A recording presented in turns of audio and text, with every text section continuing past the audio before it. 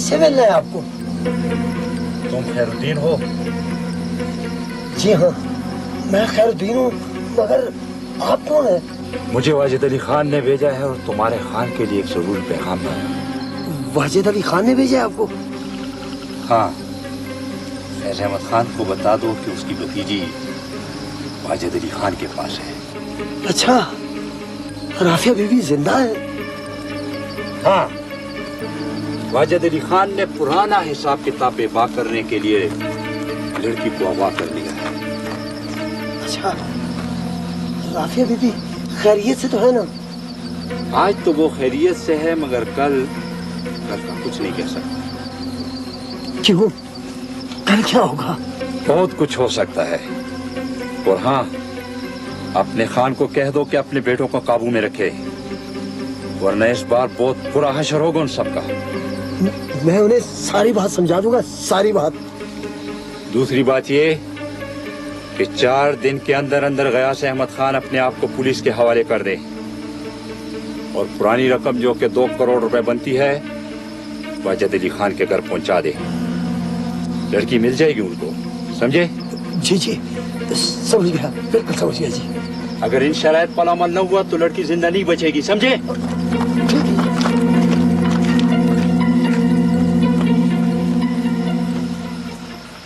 अब्बाजान मरहूम कहा करते थे, फैसला उसी शख्स को करना चाहिए जो उस पर अमल भी करा सके।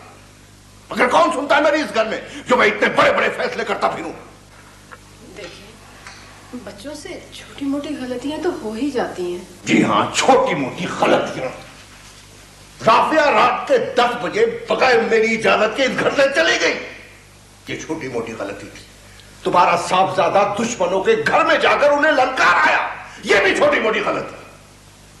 सफिया बेगम, इस घर में हर रोज इस किस्म की छोटी मोटी गलतियां होती रहती हैं। हद हो गई है नाफरमानी की। बाबा जान, आप सारी रात जागते रहे, कुछ देर आराम कर लें, फिर शाम को बात करेंगे। नहीं बहू बेगम, तुम नहीं जानती वाजिद अली खान को। बड़े सफाक लोग हैं वो। जितना जल्द हो सके हमें उन्हें जवाब भिजवा देना चाहिए। बाबा जान, मेरे ख्याल में हमारे पास इसके अलावा और कोई रास्ता नहीं है कि हम उनकी दोनों शर्तें मान लें। बहुत खूब, बहुत खूब। क्या है मेरे पास जो मैं उनकी दोनों शर्तें मान लूं?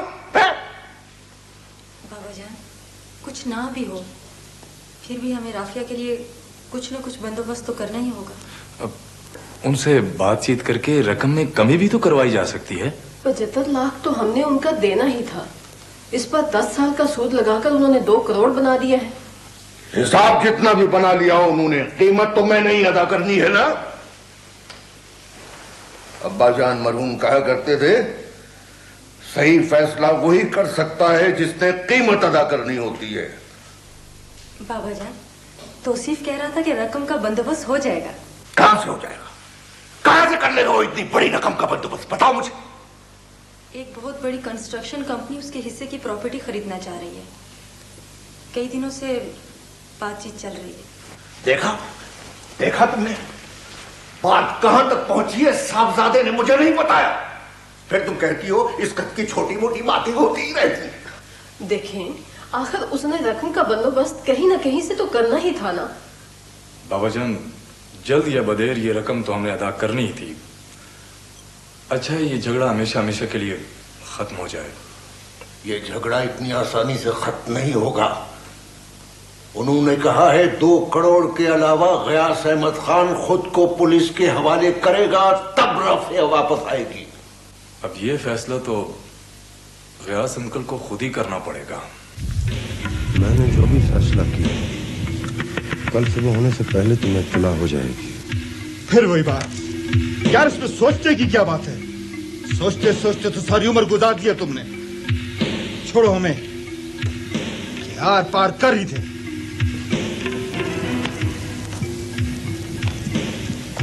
मसल ऐसा ही होगा, मगर कुछ हिसाब किताब को बंदोबस्त भी तो करना है ना। यार हिसाब किताब तो होता ही रहेगा। वो तो मैं जानता हूँ कि तुम्हारे साथ भाइयों वाला मामला है, मगर फिर भी जश्न के लिए कुछ ना कुछ बंदोबस्त तो करना पड़ेगा ना। हाँ, वो तो करना ही पड़ेगा। बस तो फिर चंद घंटे इंतजार कर लो। उसके बाद जब तुम खुशखबरी लेकर आओगे तो फिर जश्न का आगाज अपने हाथ से करना।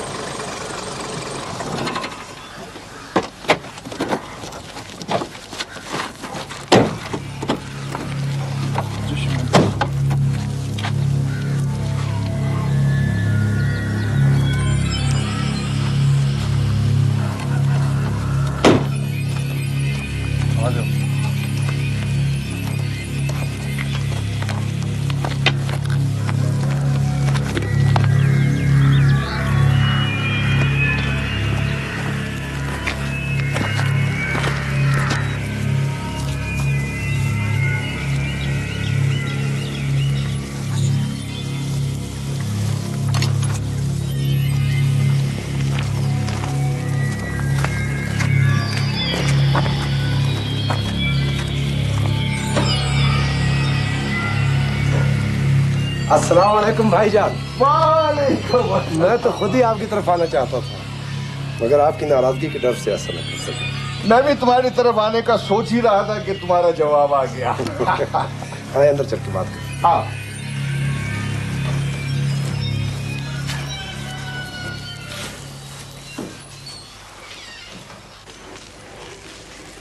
लगता है भाईजान अब ये बात मेरे हाथ से भी निकलती जा रही है।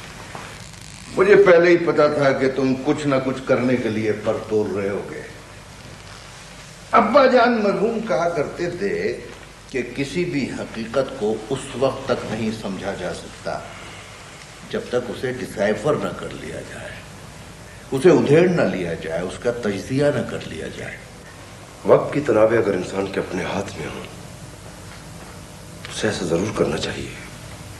गयास, वक्त इसीलिए हाथ से निकल जाता है कि जिंदगी में जो कुछ हमें पेश आता है हम उसका मफहूम समझे बगैर रिएक्ट कर देते हैं। अगर हम एक ऐसी जगह रह रहे हैं जहां हकीकत को एक खास हद से आगे उधेड़ने की रविश को पसंद नहीं किया जाता, हाँ, किसी न किसी को तो इस सोच को बदलना होगा। अब देखो, वाजिद अली खान ने 2 करोड़ मांगे हैं और मेरी गिरफ्तारी की शर्त भी रखी है। खैर तुम छोड़ो उसे, ये उनका कोई नया मुतालबा तो है नहीं, इसीलिए मेरा जवाब भी तो नया नहीं है। मैंने भी उन्हें अभी जवाब नहीं दिया, लेकिन गयास गुफ्तगू तो करना होगी। भाईजान उन्होंने कुछ लिए बगैर तो हमारी बात नहीं मानी। देखो गयास, 75 लाख तो हमने उनके देने ही हैं। अब अगर 10 साल का इंटरेस्ट लगाकर 1.5-2 करोड़ में राफिया बेटी घर वापस आ जाए और पुरानी दुश्मनी भी खत्म हो जाए तो मेरा ख्याल है ये कोई घाटे का सौदा नहीं है। नहीं भाईजान, इन खुतूत पे आप सोचना छोड़ दें। मैंने सिर्फ 10 लाख में सारे झगड़े को हमेशा हमेशा के लिए खत्म करने का बंदोबस्त कर लिया है। एक बार पहले भी तुमने मुझे ये सुहाना ख्वाब दिखाया था। अब 10 साल तक इन जंगलों में खाक छानने के बाद भी फिर तुम मुझे वही सुहाना ख्वाब दिखाना चाहते हो। ऐसा नहीं होगा, इस मर्तबा वो होगा जो मैं चाहूंगा। भाईजान, पहले भी ऐसा ही हुआ था।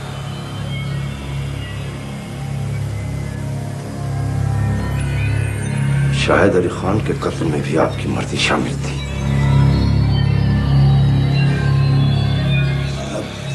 नहीं,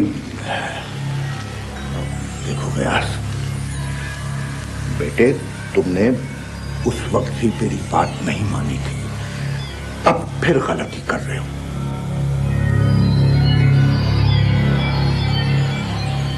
शायद इस हकीकत को उधेड़ने का वक्त भी नहीं आया भाईजान। मैं आपकी बात एक बार फिर मान लेता, मगर परसों शाम तक अगर राफिया अपने घर वापस न पहुंची तो उसके बाद मैं आपके किसी फैसले का पाबंद नहीं रहूंगा।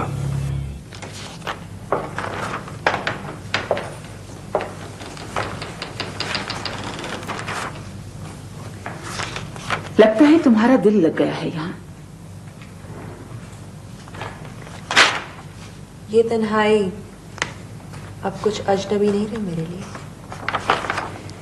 शायद चौकीदारों ने कुछ ज्यादा ही सख्ती से अमल किया है मेरे अहकामात पर।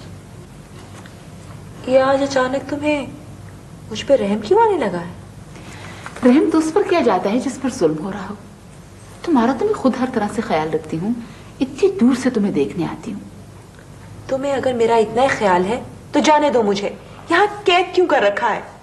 तुम्हारी रिहाई अब मेरे नहीं, तुम्हारे बुजुर्गों के इख्तियार में है।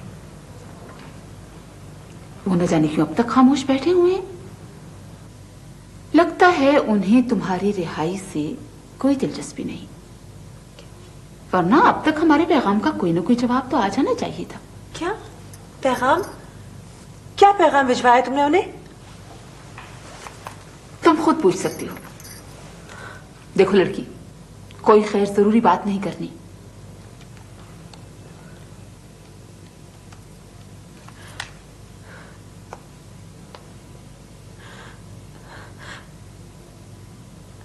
हेलो हेलो हेलो भाभी, मैं राफिया बोल रही हूँ। राफिया, कहाँ हो तुम? कैसी हो? ठीक तो हो ना? बस जिंदा हूँ। कहाँ से फोन किया तुमने? कुछ तो बताओ। मुझे नहीं पता, मुझे नहीं पता ये कौन सी जगह है। हमें सब मालूम है, हमने उन लोगों को पैगाम भिजवा दिया है। सब ठीक हो जाएगा। तुम बहुत जल्द अपने घर आ जाओगी, घबराना नहीं। भाभी भाभी, मेरा तो दम घुटने लगता है यहाँ पर।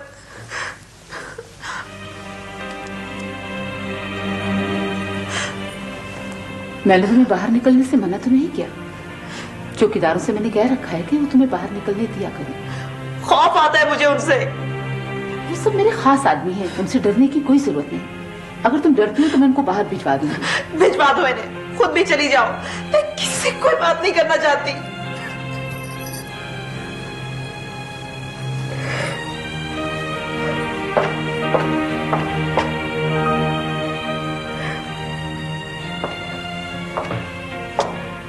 तुमने कहा था कि तुम्हें फूलों से बहुत प्यार है। बाहर लॉन में बागबानी का सामान पड़ा है, मैं मौसमी फूलों की पनीरी भिजवा दूंगी। वैसे भी इंसान मसरूफ हो तो वक्त अच्छा गुजर जाता है।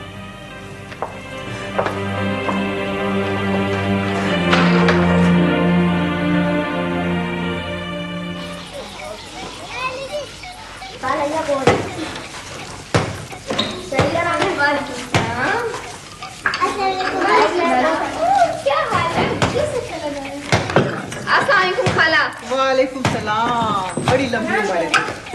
अभी मैं हनीफ के अब्बा से कह रही थी, नाजो ढेर सारी मिठाई लेकर आई थी। खाला, खुद ही तो कहा था तुमने कि जब तक राफिया वापस नहीं आ जाती कोई मिठाई नहीं बांटनी किसी ने।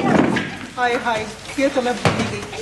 अरे तुम वक्तों ने इस कदर दिमाग खराब कर रखा है कि कोई अच्छी बुरी बात याद ही नहीं रहती। खाला, अब ये ना भूल जाना कि जो कपड़े तुम धोने के लिए दे आई थी ना, वो मैं धो के ले आई हूँ। ये लो, ये रख लो। और हाँ खाला, ये थैला जरा याद से वापस भिजवा देना। अल्लाह तेरी लंबी उम्र करे, ढेर सारी खुशियाँ तुझे मिले। तूने खुद क्यों धोए कपड़े? खुद थोड़े धोए मैंने, मशीन ने धोए हैं।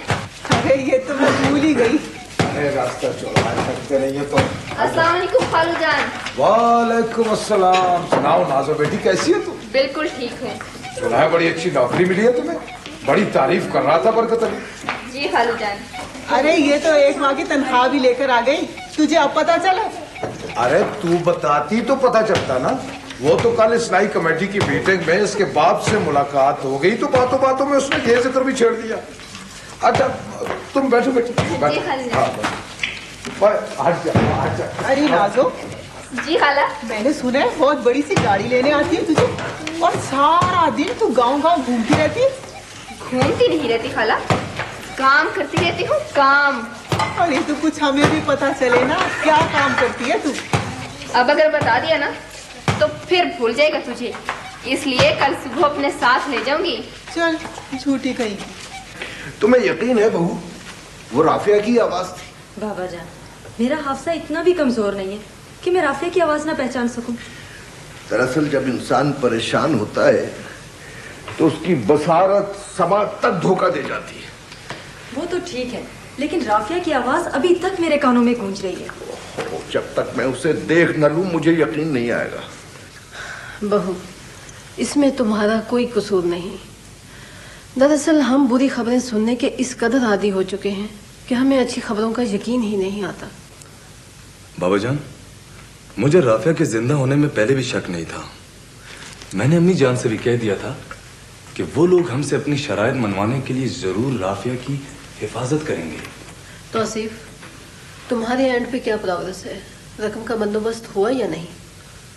वो लोग बाबाजान से बात करना चाहते हैं। उससे क्या बात करना चाहते हैं? वो प्रॉपर्टी के जो डॉक्यूमेंट्स मैंने उन्हें दिए हैं, एक तो वो उनसे मुतमईन नहीं है, दूसरा अगर डील होगी तो वो लोग कह रहे हैं कि हम 50 लाख से ज्यादा डाउन नहीं करेंगे। देखो, जहां तक प्रॉपर्टी के डॉक्यूमेंट का ताल्लुक है मैं उन्हें मुतमईन कर दूंगा। बाकी रहा डाउन पेमेंट, तो जो मैं चाहूंगा वो उन्हें करना होगी। आप आज ही कोई वक्त निकाल कर उनसे बात कर लें। आखिर पता तो चले कि वो लोग हैं कौन। अब्बाजान मरहूम कहा करते थे किसी भी अजनबी शख्स से मिलने से पहले उसके बारे में मालूमात हासिल कर लेनी चाहिए। शहरोज खान नाम है उस कंपनी के चीफ एग्जीक्यूटिव का।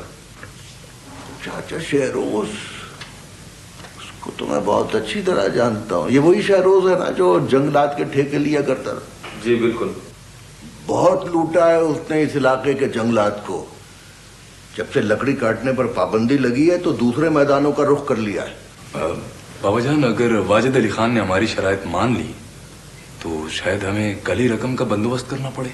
इसीलिए तो मैं कह रहा हूँ कि बाबाजान आज ही उनसे बात कर लें। ठहरो, पहले खैरुद्दीन को आ लेने दो, देखो वो क्या जवाब लेकर आता है, फिर मैं शहरोज से बात करूंगा।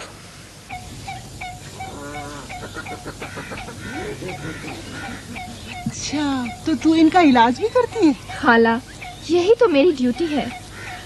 वैसे कितना खूबसूरत परिंदा है ये। हाँ खाला, राफिया बाजी की तो जैसे जान थे इन परिंदों में। और पता है खाला, उन्होंने ये जगह बनवाने के लिए दफ्तर वालों को लाखों रुपए दिए हैं। अरे छोड़, ये सब अमीरों के चोचले हैं, वरना इन जंगली जानवरों पर इतनी रकम लुटाने की क्या जरूरत है भला? किताबों में लिखा है कि इनकी हिफाजत और परवरिश करना बहुत जरूरी है।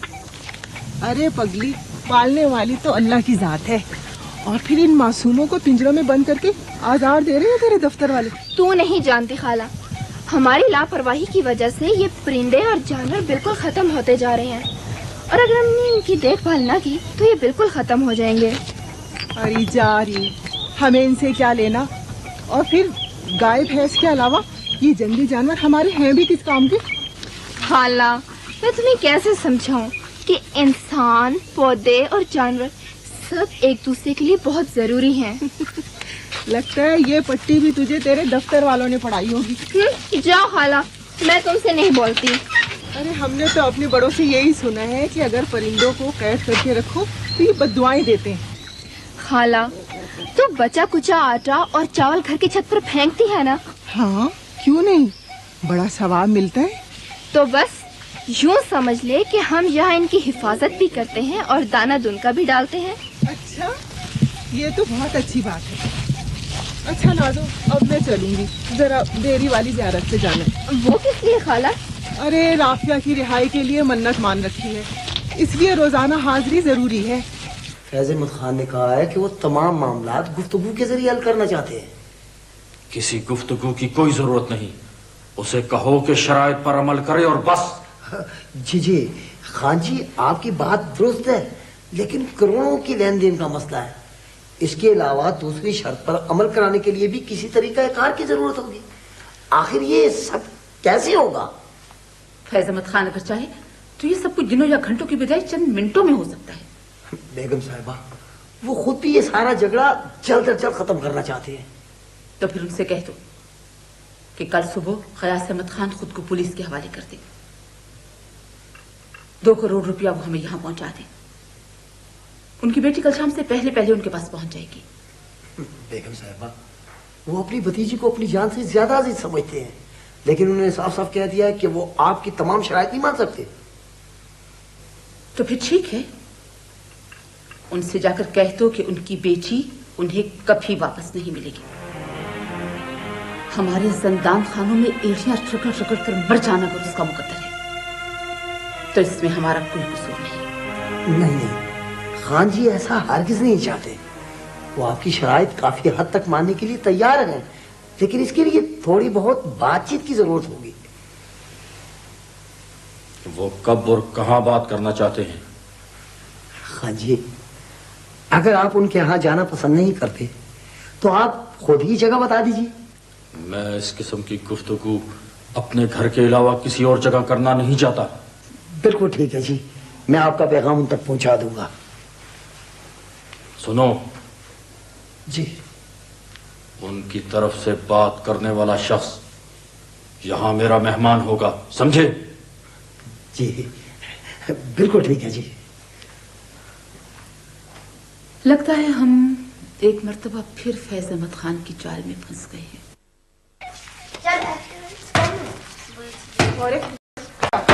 बैठ जा आराम से, हर वक्त खेलता रहता है। इस गेंद को तो मैं आग लगाऊंगी। बैठ जाओ तुम भी। चलो हटो, उधर बैठो साइड पे जाके। आज के वाले मैंने बच्चों का ही पेट मुश्किल से भरते हैं, ऊपर से तुम्हारे कुत्तों और परिंदों को भी खिलाना पड़ता है। बस तू जरा सब्र कर, 2-4 दिन की तो बात है, फिर सारी नेस्ती दूर हो जाएगी। क्यों, 2-4 दिन में कोई खजाना हाथ आ जाएगा क्या तेरे? अब हर बात तो नहीं पूछा करते ना, बस तू देखती जा कि होता क्या है। हाँ, होता हुआ था कुछ भी नहीं है। हमारे नसीब में यही 2 टुकड़े लिखे हैं और मैं तुमसे कल से कह रही हूँ कि आटा खत्म हो गया है। तुम वहाँ के सुनते ही नहीं, कोई परवाही नहीं है तुम्हें। अरे तो हनीफ को खान की पंचक्कियों पे भेज दो, कई गांव वाले वहीं से उधार आटा ला के खा रहे। भेजा था हनीफ को, वो पंचक्की का राका जो है ना, मुनकर हो गया वो। मुनकर हो गया? अच्छा चलो, आज मैं खुद उससे बात करता हूँ, देखता हूँ कैसे नहीं देता वो आटा। तो अगर कोई और काम कर सकता ना तो हमें ये उधार पर गुजारा ना करना पड़ता। अरे नेक बख्त, तुझे तो पता ही है कि मुझे कुत्ते और परिंदे पालने के अलावा और आता ही क्या है। कौन है भाई? मैं हूं जी।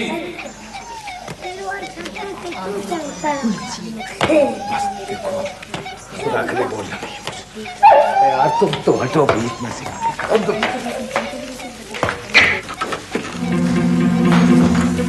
क्या बात है कुछ? तुम जल्दी नहीं आ गए कुछ? फैयाज खान वक्त से पहले नहीं करना चाहते। अच्छा, बच्चे कैसे ना? हाँ हाँ, क्या फैयाज खान वक्त से पहले नहीं करना चाहते? तुम जल्दी से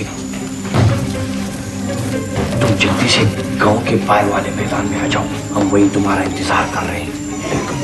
यूं दिन दिहाड़े निकल पड़ना खतरनाक क्यों सकता? दिन दिहाड़े कौन निकलता है? पहले सब लोग डेरे पर जमाओगे, फिर वहीं से रवानगी होगी। अच्छा, तुमने तो मुझे डरा ही दिया था। अरे इसमें डरने वाली कौन सी बात है यार? अच्छा तुम यूं करो, तुम जाओ, मैं 2 मिनट में आता हूँ।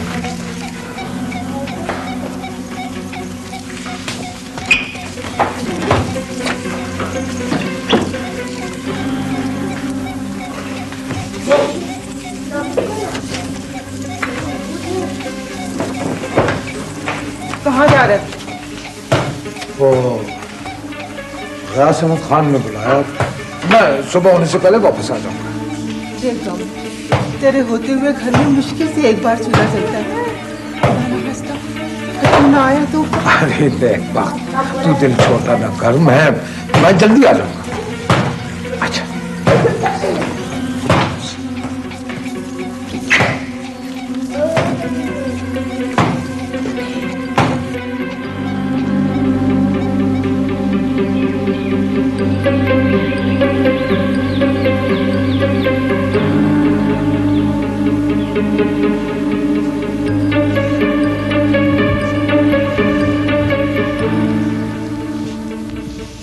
अल्लाह खैर करे, आज बड़े अरसे बाद गामू ने बंदूक उठाई है।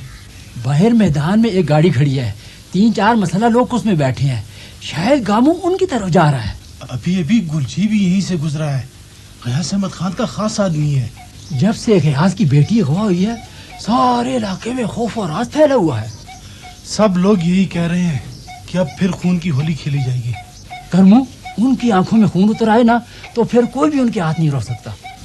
अल्लाह खैर करे, ये झगड़ा ना जाने कब खत्म होगा। चाचा। वालेकुम सलाम। क्यों गुलाबा, खैरियत तो है ना? क्या बताऊं चाचा, फयाज खान ने सलमा के बाबा को बुलवाया है। वो बंदूक साथ लेकर गया है। गुलजी लेने आया था उसे, कह रहा था सब खान के डेरे पर जमा हो रहे हैं। देखो तुम यूं करो, फैज अहमद खान घर पर मौजूद है, तुम खुद ही सब कुछ चलकर उन्हें बता दो। क्या तो मैं उसे दूंगी, मगर इससे फर्क कोई नहीं पड़ेगा। मैं जानती हूँ गयास खान किसी की नहीं सुनेगा। बड़ा खान अपने भाई को अच्छी तरह से जानता है, कोई ना कोई रास्ता निकाल ही लेगा। चलो आओ।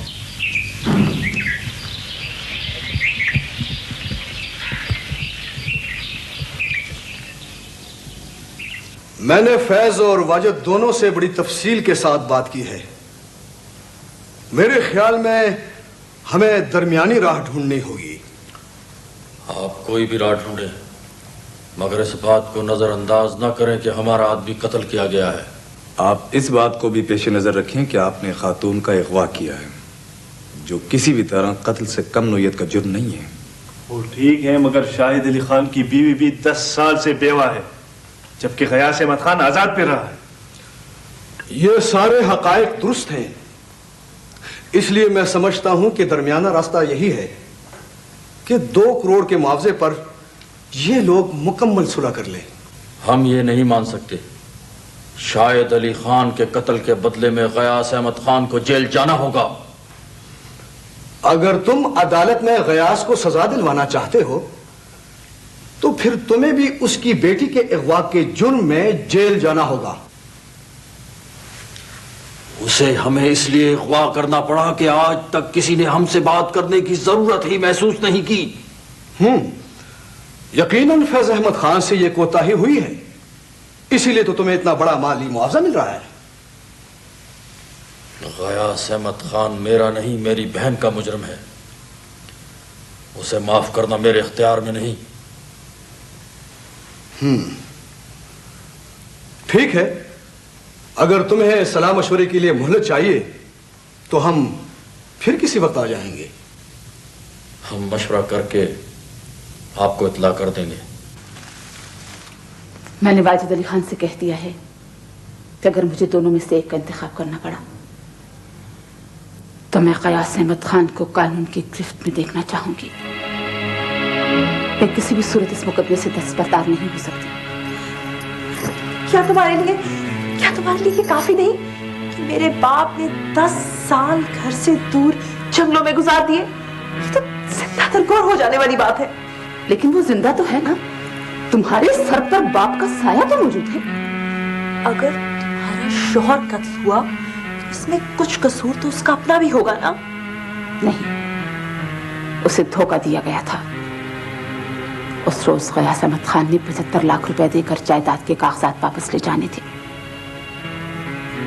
कागजात उसने वापस ले लिए, मगर 75 लाख रुपए देने की बजाय गोलियां दाग दी। कागजात मिल जाने से मलकियत तो नहीं मिल जाती। शाहिद अली खान उन सब हजारों का इकलौता वारिस था। उसके रास्ते से हट जाने के बाद सब कुछ तुम लोगों को मिल गया, कोई पूछने वाला ही ना रहा। मैंने तो सुना है कि उस रोज और भी बहुत कुछ हुआ था। वो सब इल्जाम था। कुछ लोग कहते हैं कि वो इल्जाम न था, सच था। लोग तो ये भी कहते हैं कि कत्ल तुम्हारे बाप ने नहीं किया। तुम लोगों की बात को छुटलाकर मेरे बाप को एक ना करता गुनाह की सजा देने पर क्यों बज़िद हो? इसलिए कि लोग वही कहते हैं जो वो जानते हैं, और जो वो नहीं जानते उसके बारे में वो जो कुछ भी कहते हैं वो झूठ होता है। तो वो क्या है जो सच है, जो तुम जानती हो और लोग नहीं जानते? वो सच मैं उस वक्त बताऊंगी जब गयास अहमद खान मुजरिमों के कटहरे में मेरे सामने सर झुकाए खड़ा होगा। देखो गयास, जलाल बाबा आज भी उनसे बात करने गए, कल फिर जाएंगे। बहुत जल्द तुम कोई अच्छी खबर सुन लो। अच्छी खबरें वाजिद अली खान के गांव से नहीं आ सकती भाईजान। मायूस नहीं होना चाहिए। कैसी गैर मुनासिब बात है, जिस घर में मैं जिरगा भेज रहा हूँ तुम उस घर पर हमला करने जा रहे हो। कल कला को हमारी बात पर कौन एतबार करेगा? भाईजान, मैं आपको और अपने आप को एतबार के काबिल ही साबित करने के लिए कदम उठा रहा हूँ। देखो गयास, मैं जानता हूं तुम मेरे कहने पर वापस नहीं जाओगे, मगर इतना सुन लो कि जो मकसद तुम बंदूक के जोर पर हासिल करना चाहते हो वो हमने बगैर गोली चलाए हासिल कर लिया है। तुम्हें जलाल बाबा की बात मान लेनी चाहिए गयास। वासल, तुम और तुम्हारे साथ अगर मेरे साथ नहीं जाना चाहते तुम लोग जा सकते हो। अब बुज़दिल नहीं है कि तुम अकेला छोड़ दे, मगर अब झगड़े की कोई जरूरत नहीं रही है। उन्होंने तुम्हारी सारी शराइत मान ली है। जलाल बाबा कह रहे हैं ऐसा फैसला होगा जिसमें हमारी बेटी भी वापस आ जाएगी और पुरानी दुश्मनी भी खत्म हो जाएगी। जलाल बाबा की बात मानकर तुम गांव वालों के दिल जीत लोगे गयास। अब्बा मरहूम भी यही कहा करते थे कि ऐसा रास्ता अख्तियार करो कि सांप भी मर जाए और लाठी भी न टूटे।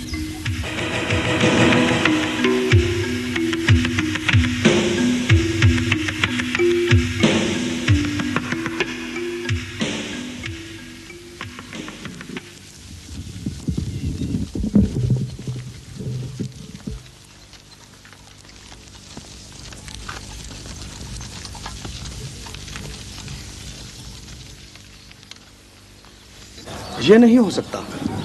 मैंने फैज अहमद खान से बात कर ली है। अगर तुम अपने आप को कानून के हवाले करने पर आमादा हो तो वो भी अपने भाई को गिरफ्तारी के लिए पेश कर देगा। अजीब बात है, आप गयास को सजा दिलवाने की बजाय उल्टा मुझे गिरफ्तार करवाना चाहते हैं। इंसाफ का तकाजा यही है। तुमने भी तो एक संगीन जुर्म किया है। ये कोई जुर्म नहीं। अपना हक हासिल करने के लिए आखिर हमें कुछ ना कुछ तो करना था ना।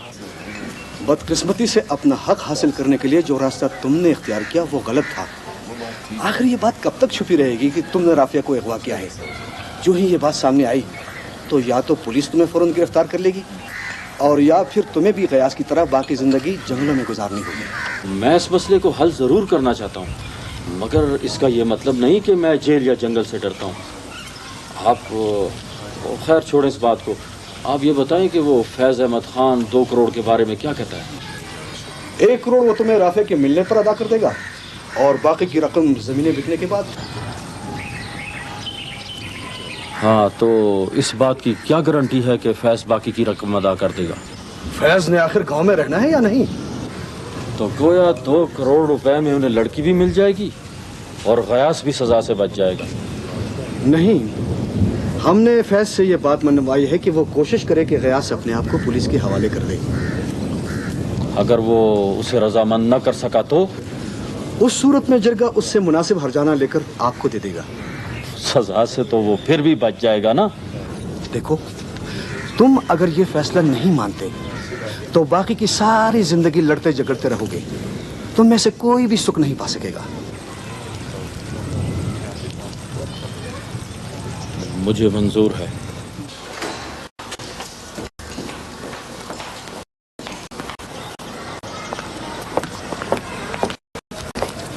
क्या फैसला हुआ? 2 करोड़ के एवज लड़की को आज शाम वापस कर दिया जाएगा। और गयास में?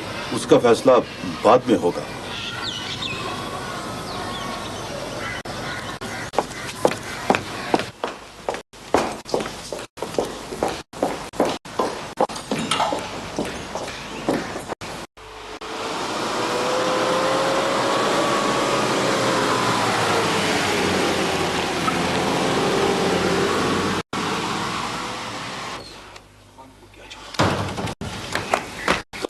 जी, वो आलिया बेगम का जिल्दा खत्म होती चली गई। तूने मुझे बताया क्यों नहीं? कुछ कहकर तो नहीं गई? नहीं, कुछ भी नहीं बताया। तुम दोनों के साथ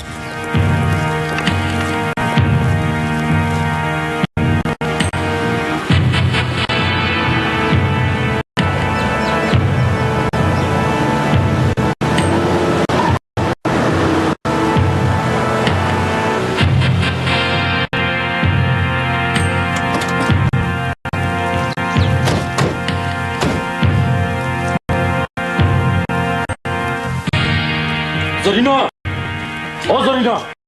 जी हाँ जी, अस्सलाम वालेकुम। आलिया बेगम को मेरे आने की इत्तला? जी वो अभी तक से वापस नहीं आई। वापस नहीं आई? जी नहीं।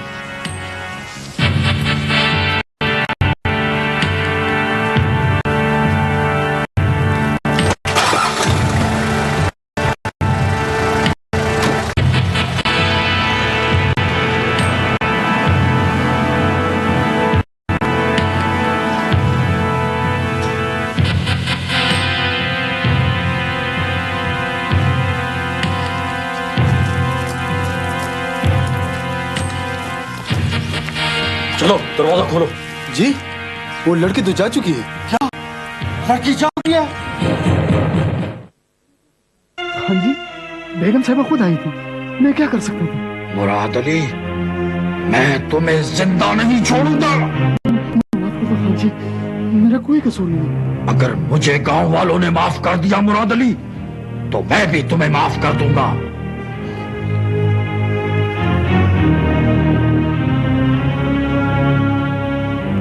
के जाने की कोई जरूरत नहीं है, सारी बात तय हो चुकी है। वाजिद अली खान 1 करोड़ रुपया लेकर राफिया को वापस भेज देगा। 1 करोड़ रुपए की रकम कोई मामूली रकम नहीं होती मुनीबा। कितनी मुश्किल से इसका बंदोबस्त हुई है मैं जानता हूँ। लेकिन ये रकम इतनी ज्यादा भी नहीं है कि कोई अपनी खतरे में डाल दे।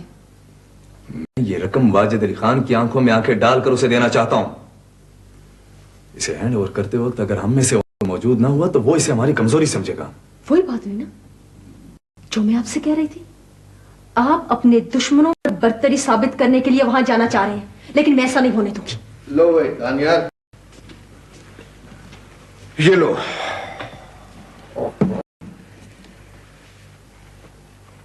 इतना बड़ा तावान अदा करके हमारी तो कमर टूट जाएगी। पुरानी दुश्मनी की ये जंग लगता है वाजिद अली खान जीत गया है। नहीं बाबा जान, इस तरह की जंगों में ना फतह हरफ आखिर होती है और ना शिकस्त। 10 साल पहले शायद अली खान रास्ते से हट जाने से जो जंग हमने जीती थी, आज उसकी कीमत अपने हाथों से देने जा रहा हूं। इस तरह की डायरेक्ट कॉन्फ्रंटेशन हर सूरत में अवॉइड करनी चाहिए। बाबा जान, आप ये रकम जलाल बाबा को दे दें ताकि वो वाजिद अली खान को देकर राफिया वापस ले आए। मैंने इसके वहां जाने पर कभी इसरार नहीं किया। अगर ये वहां जाना नहीं चाहता तो मैं खुद चला जाऊंगा। नहीं बाबा जान, मैं कोई वहां अकेला तो नहीं जा रहा। गांव के लोग भी साथ होंगे और ऐसे में वाजिद अली खान हम पर हमला करने का तस्वुर भी नहीं कर सकता। न जाने तौसीफ कहाँ चला गया है, वो खुद ही चला जाता तो बेहतर था। नहीं अम्मी जान, उसका वहां जाना मुनासिब नहीं है। मुनीबा को तुम्हारे अगर वहां जाने पे एतराज है तो बेहतर है तुम ना जाओ। प्लीज अम्मी जान, ये वक्त इन बातों में उलझने का नहीं है। मुनीबा, तुम भी इस बात को इशू ना बनाओ तो बेहतर होगा। छोटे खान जी, जलाल बाबा आ गए हैं। वो शाम से पहले वहां पहुंचना चाहते हैं। अच्छा बाबा, खुदा हाफिज।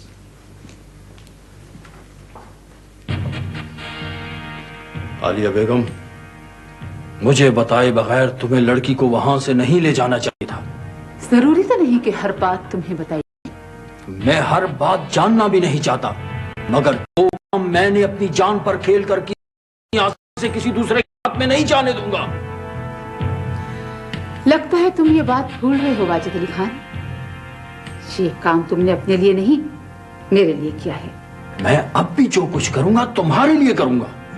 तो फिर ठीक है, फयाज अहमद खान की बेटी उस वक्त तक हमारे पास रहेगी जब तक वो खुद को पुलिस के हवाले नहीं कर देता। ऐसा नहीं होगा आलिया। मैंने गांव के लोगों से वादा किया है कि आज शाम से पहले मैं लड़की उन्हें वापस कर दूंगा और उसके बदले गयास अहमद खान खुद को पुलिस के हवाले कर देगा। अब हम में से जो भी इस मायदे की खिलाफ वर्जी करेगा तो उसे उसकी भारी कीमत अदा करना होगी। मुआहदा तुमने मेरी मर्जी के खिलाफ किया वाजिद अली खान, इसलिए मैं खुद को इस मुआहदे का पाबंद नहीं समझती। बहुत खूब, बहुत खूब आलिया बेगम, बहुत खूब। मुझे मालूम न था कि तुम मुझे मेरी कुर्बानियों का ये सिला दोगी। आज से पहले मैंने तुम्हें इतना खौफजदा कभी नहीं देखा। क्या बात है, घबरा रहे हो? मैंने सारी जिंदगी इस जंगल में तन्हा गुजारी है आलिया। इतने सांपों ने मुझे डसा है कि अब कोई जहर मुझ पर असर नहीं कर सकता। मुझे सिर्फ तुम्हारी फिक्र है। औरत तो उसी दिन अपने अंजाम को पहुंच जाती है जब उसका सुहाग उससे छीन लिया जाता है। उस दिन के बाद उसके सारे खौफ दूर हो जाते हैं। कोई ख्वाब डरावना नहीं रहता, कोई जुर्म भयानक नहीं होता। मैं जानता हूं तुम बहुत दुखी हो आलिया। जिंदगी ने तुम्हें बहुत दुख दिए हैं। तुम जो भी करो ठीक होगा, मैं तुमसे गिला तक ना करूंगा। मगर एक बात याद रखना, तुम ये इंतकाम गयास अहमद खान से नहीं, मुझसे ले रही हो। खुदा न करे कि तुम्हें पछताना पड़े।